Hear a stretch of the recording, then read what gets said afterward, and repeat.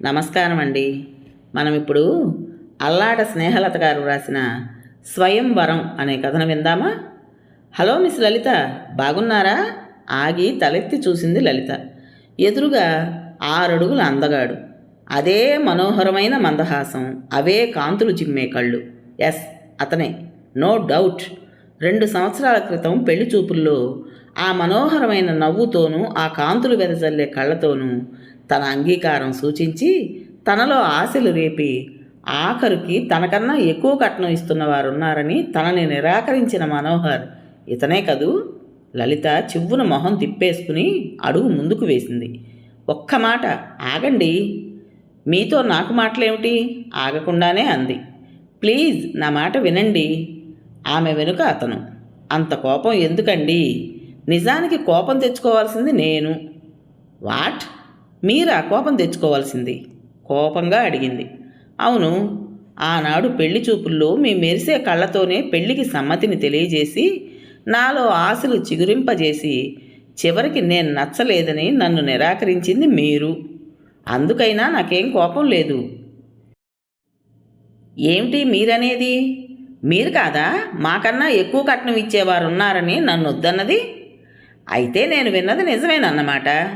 ఏమిటి మీరు విన్నది? చెప్తా. ఇక్కడ కాదు, రోడ్డు మీద రుసరుసలాడుకుంటూ మాట్లాడుకుంటే బాగుండదు. అలా పార్కులో కూర్చుందాం రండి. మీకు ఇష్టమైతేనే. వీడు మోసగాడు కాదు అన్న నమ్మకం ఉంటేనే రండి. సదుద్దేశంతోనూ స్నేహభావంతోనూ అంటున్నాను. నాపై పూర్తి విశ్వాసం ఉంటే రండి. అతని సరళ స్వభావానికి, అతని మాటల్లో మృదుత్వానికి లలిత కోపం తగ్గింది. అసలు విషయం ఏమిటో అన్న ఆతృత కూడా కలిగింది. పదండి. థ్యాంక్స్, నా మీద నమ్మకం కలిగిందన్నమాట. ఇద్దరూ దగ్గరలో ఉన్న పార్కుకు వెళ్ళి కూర్చున్నారు. కొన్ని క్షణాలు మౌనం. ఇప్పుడు చెప్పండి, మీరు విన్న విషయం ఏమిటో? మీ అన్నయ్య గారు మీకు పెళ్లి చేయటం ఇష్టం లేక వచ్చిన సంబంధాలన్నిటినీ తిరగొడుతున్నారట. మీరు పెళ్లి చేసుకుని వెళ్ళిపోతే మీరు సంపాదిస్తున్న డబ్బు ఆయన చేతికి రాదని ఏదో ఒక వంకతో సంబంధాలను వెళ్ళగొడుతున్నారట. అదే నేను విన్న విషయం. నేను నమ్మను. గిట్టని వాళ్ళు వేసిన పుకారు. అన్నయ్య ఎందుకు అలా చేస్తాడు?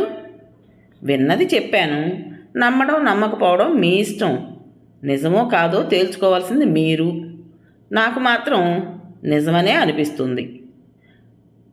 నిజమనిపిస్తోందా? నా విషయంలో జరిగిన దాన్ని బట్టి నిజమేననిపిస్తుంది. మీ విషయమా? అవును, మేము ఎక్కువ కట్నం ఆశించి మిమ్మల్ని నిరాకరించామని మీ అన్నయ్య గారు అబద్ధం చెప్పడాన్ని బట్టి నేను విన్నది కేవలం గిట్టని వాళ్ళు అన్న మాటలు కాదు, కొంత నిజం ఉందనిపిస్తుంది. ఫ్రాంక్గా చెప్పాను, ఏమీ అనుకోకండి. లలిత ఆలోచనలో పడింది. ఇదివరలో తన గురించి తను విన్న కొన్ని కామెంట్స్ గుర్తొచ్చాయి. పాపం, బంగారు బొమ్మలా ఉంటుంది. అంతేకాదు, ఎంతో అణకువగల పిల్ల. ఈ కాలం పిల్లల్లా కాదు. ఎవరైనా కళ్ళకద్దుకుని చేసుకుంటారు. ఆ అమ్మాయి అన్నా వదినలు ఆ అమ్మాయి పెళ్లి జరగనివ్వరు. పెళ్లి చేసి పంపేస్తే ఆ అమ్మాయి తెచ్చే జీతం డబ్బు వాళ్ళకి దక్కదుగా. అందుకే వచ్చిన అన్ని సంబంధాలకి వంక పెట్టి చేయకుండా ఊరుకున్నారు. పాపం, తల్లి తండ్రి ఉంటే ఇలా ఉండిపోయేదా? ఇలాంటి కామెంట్స్ తన చెవిదాకా చేరేవి. అప్పుడు అంతగా పట్టించుకోలేదు. ఇప్పుడు నిశ్చితంగా ఆలోచిస్తే మనోహర్ విన్నది నిజమేనని తనకి అనిపిస్తోంది.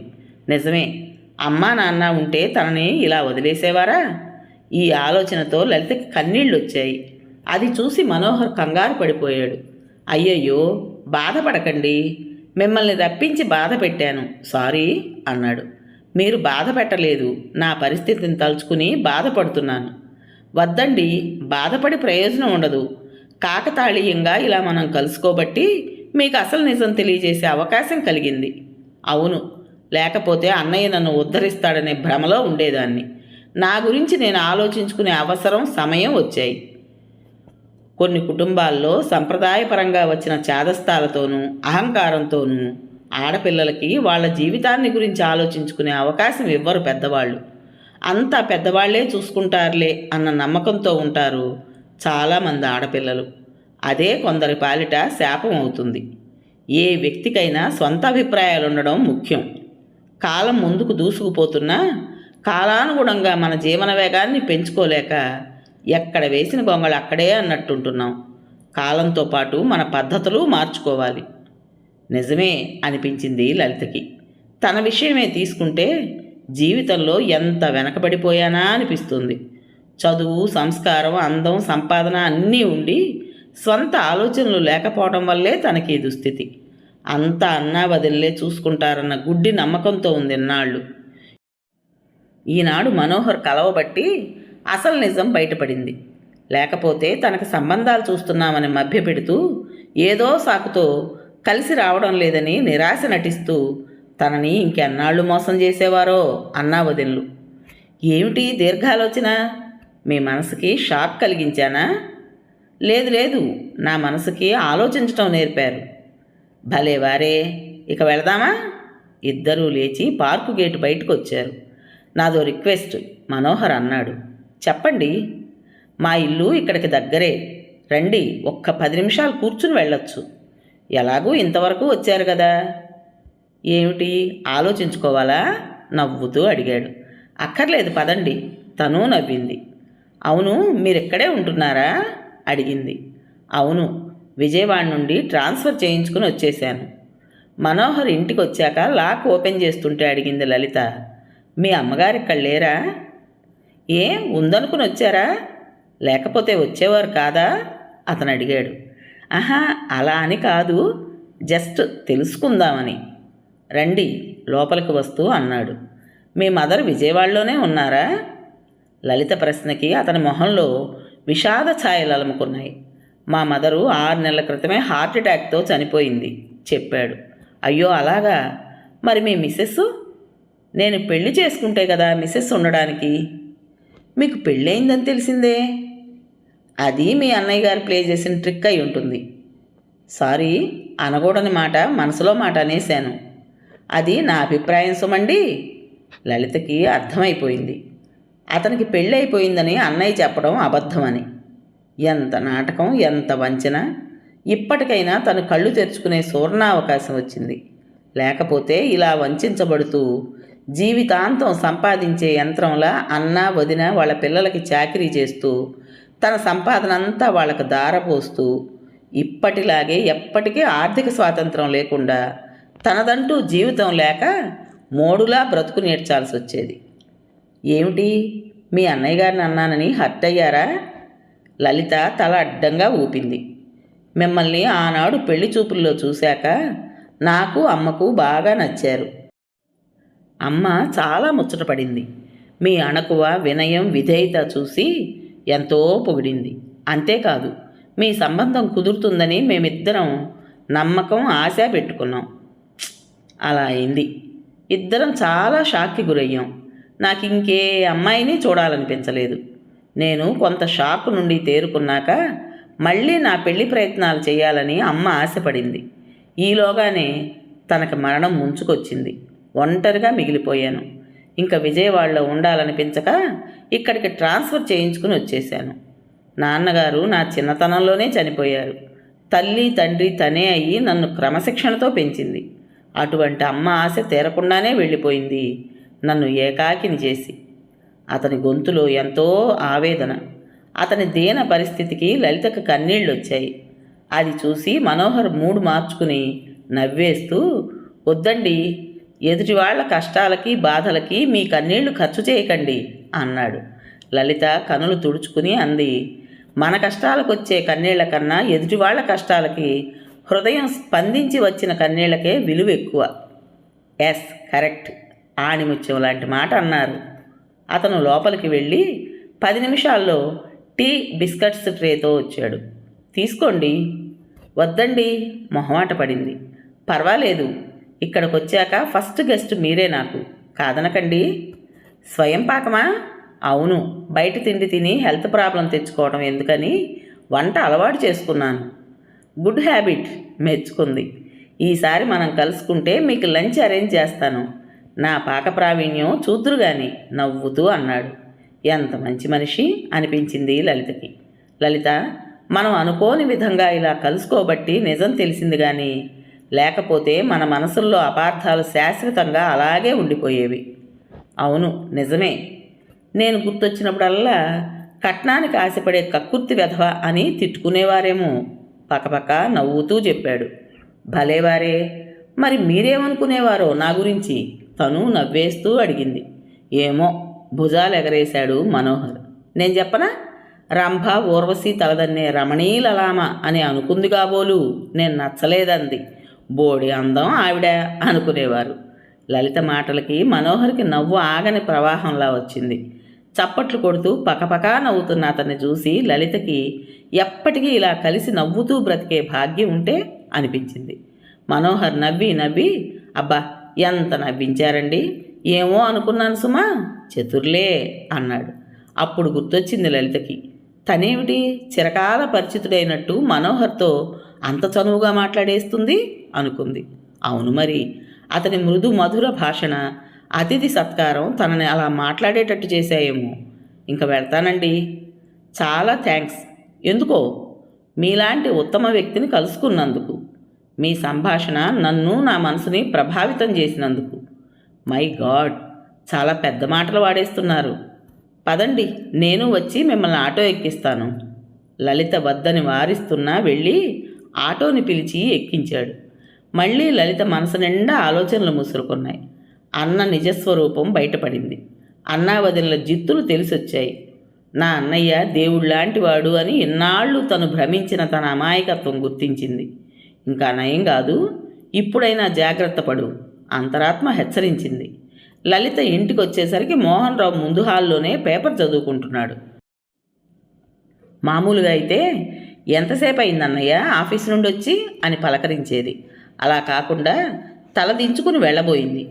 ఏమ్మా లేట్ అయిందా? బస్సు అందలేదా? ఆటోలో వచ్చావు అని అడిగాడు మోహన్ రావు.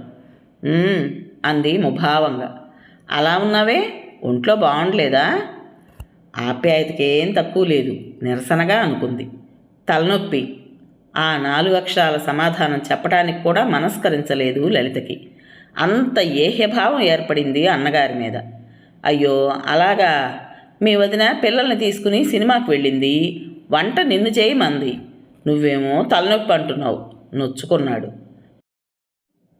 పర్వాలేదులే, కొంచెం సేపు ఆగి చేస్తానులే అనేసి లోపలికి వెళ్ళింది. ఈవిడ గారికి వారానికి 4 సినిమాలు కావాలి. కసిగా అనుకుంది వదినని గురించి.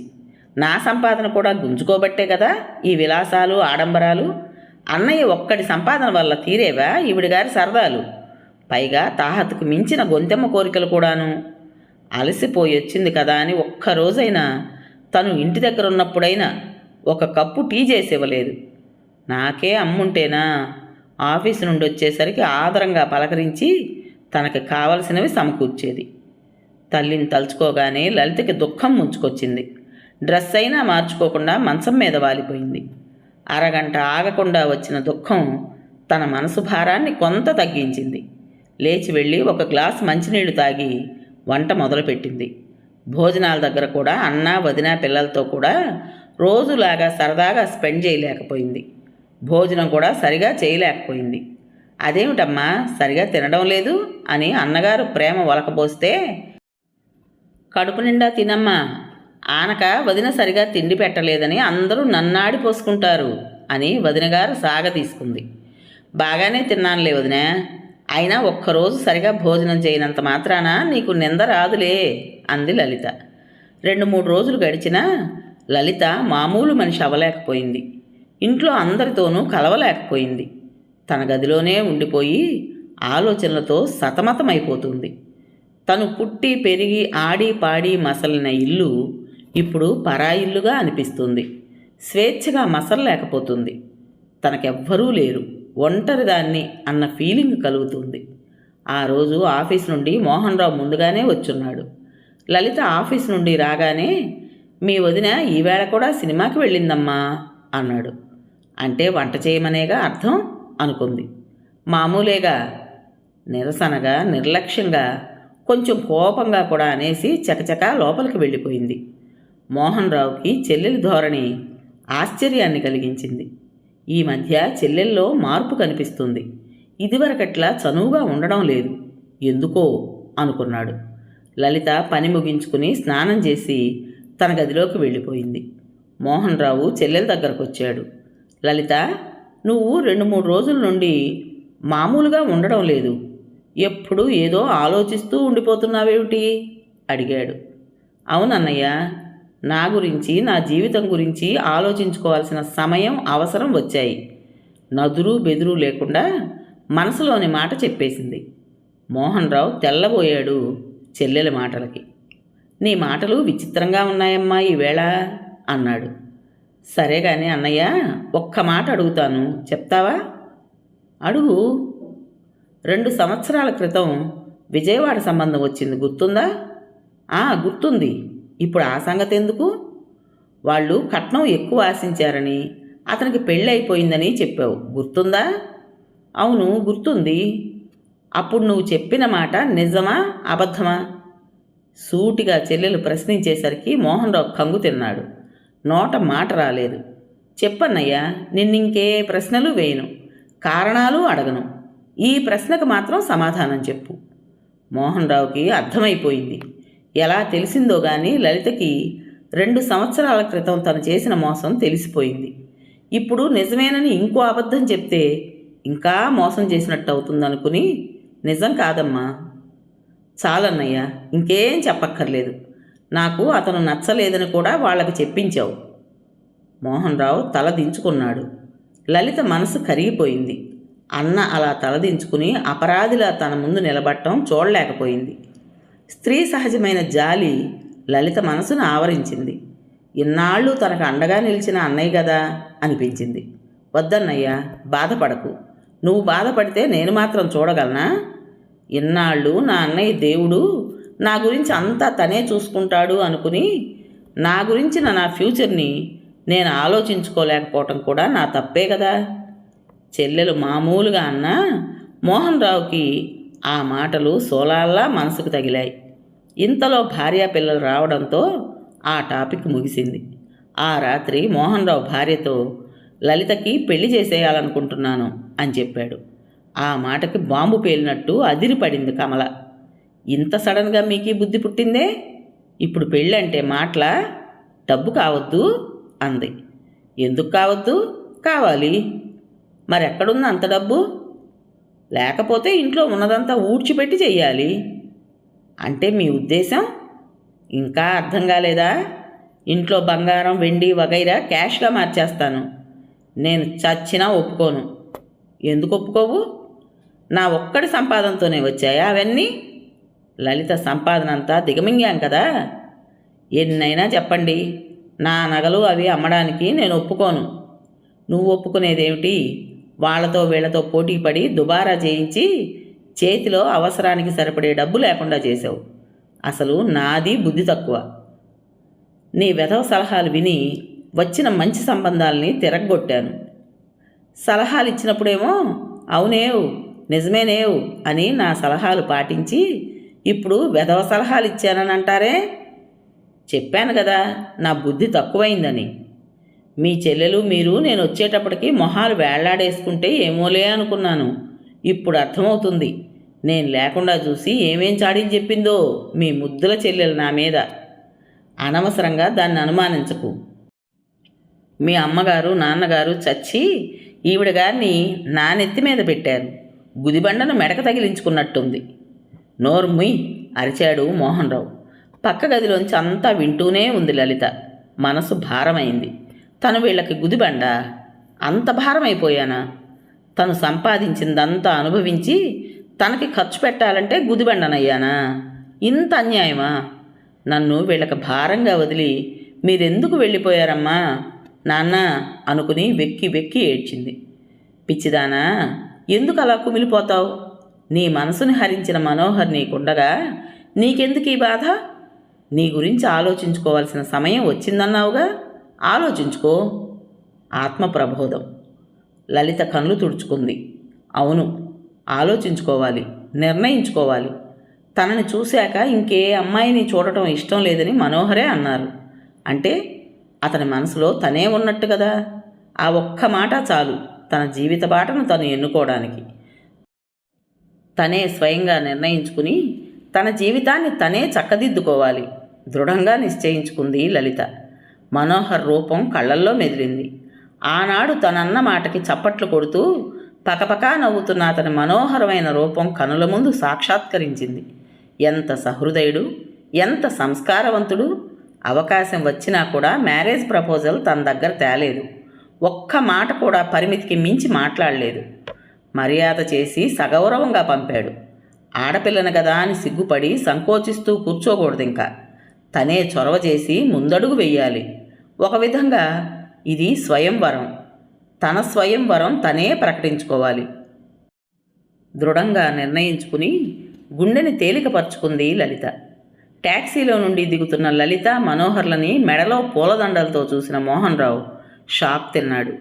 లోపలికి వచ్చాక చెల్లెలతో అన్నాడు, ఈ విధంగా నాకు గుణపాఠం చెప్పావన్నమాట. గుణపాఠం చెప్పడం కాదన్నయ్య, నీ గుండె బరువుని దించడం. ముందు మమ్మల్ని దీవించు. లలిత, మనోహర్ వంగి జంటగా అతని పాదాలకు నమస్కరించారు. అన్నయ్య క్షమించు, తెగువ చూపాను. ఆ రాత్రి నీకు వదినికి జరిగిన ఘర్షణ విన్నాను. మీకు భారం కాకూడదనుకుని సాహసించి నేనంటే ఇష్టపడుతున్న మనోహర్కి నా నిర్ణయం తెలియజేశాను. నాకు అతనంటే ఇష్టమని నీకు తెలుసు. ఒక విధంగా స్వయంవరం అనుకో. ఆడంబరంగా ఖర్చు పెట్టి బాజా భజంత్రీలతోనూ బంధుమిత్రులతోనూ అట్టహాసంగా చేస్తేనే పెళ్లి కాదు. మనసులు కలిసి తోడు నీడగా బ్రతకాలనుకున్నాం. మా మనస్సాక్షే మాకు అగ్నిసాక్షి. గుడిలో దేవుడే మా పెళ్లికి సాక్షి. ఏ ఆడపిల్ల చేయని సాహసం చేశానేమో, నన్ను క్షమించన్నయ్యా. లేదమ్మా, సాహసం చేశావేమో కానీ తప్పు చేయలేదు. తప్పు నాది. మీ ఇద్దరి పట్ల అపరాధం చేశాను. మీరిద్దరూ నన్ను క్షమించాలి. బావగారు అంత మాట అనకండి. గతం వద్దు. పెద్దవారు, మీరు మా ఇద్దరిని మనసారా దీవించాలి. మనోహర్ అన్నాడు. ఇంతకీ మీరు ఎలా కలుసుకున్నామనేగా, తర్వాత అంతా వివరంగా చెప్తానన్నయ్య. వదినా, నువ్వు అన్నయ్య పక్కన నిలబడు. మరోసారి జంటగా మా జంటను ఆశీర్వదించండి. వస్తా, ఒక్క నిమిషం అంటూ కమల పూజ గదిలోకి వెళ్ళి అక్షింతలు తెచ్చి భర్త చేతికి కొన్నిచ్చింది. ఇద్దరూ మనస్ఫూర్తిగా దీవించారు నిండు మనసులతో. కథ పేరు స్వయంవరం. రచించిన వారు అల్లాడ స్నేహలత గారు. విన్నారు కదండి. మరి ఈ కథ మీకు నచ్చిందా? నచ్చినట్టయితే లైక్ చేసి మరో నలుగురికి షేర్ చేయండి. అలాగే ఈ కథ పైన మీ విలువైన అభిప్రాయాన్ని కామెంట్ బాక్స్లో తప్పకుండా తెలియజేస్తారు కదా. మరి ఇంత మంచి కథను మనకు అందించిన రైటర్ గారికి మనస్ఫూర్తిగా మనందరి తరపున ధన్యవాదాలు తెలియజేసుకుంటూ, కొత్త వాళ్ళు కనుక మన ఛానల్ చూస్తున్నట్టయితే తప్పకుండా సబ్స్క్రైబ్ చేసుకోండి. రేపు మరో మంచి కథతో మీ ముందుకు వస్తాను. అప్పటి వరకు ఉంటానండి.